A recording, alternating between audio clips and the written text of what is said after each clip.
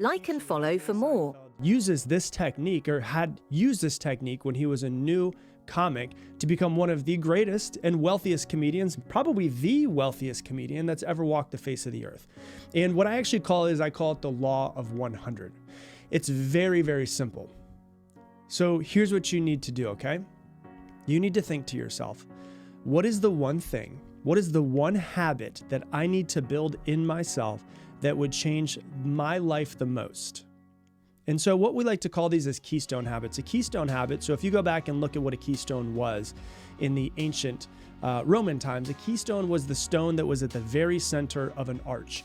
The reason why it's the most important stone is because when it's locked in place, it locks all of the other stones of the arch in place.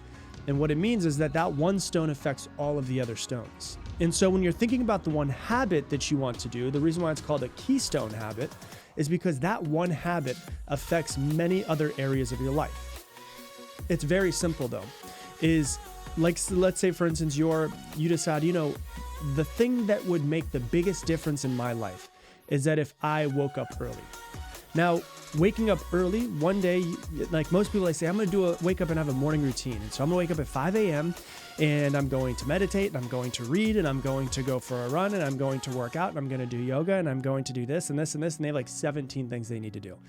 That's not your keystone habit. Your keystone habit would literally just be waking up at 5 o'clock in the morning every single day. That's it.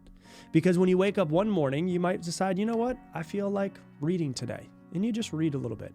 And then you wake up at 5 o'clock another day and you're like, you know what? I have a lot of energy today. I'm going to go for a run. And then it turns into going for a run.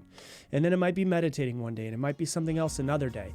But what happens is that one keystone habit affects so many other areas of your life. And that's what you want to find. So for some people, waking up early tends to be a keystone habit.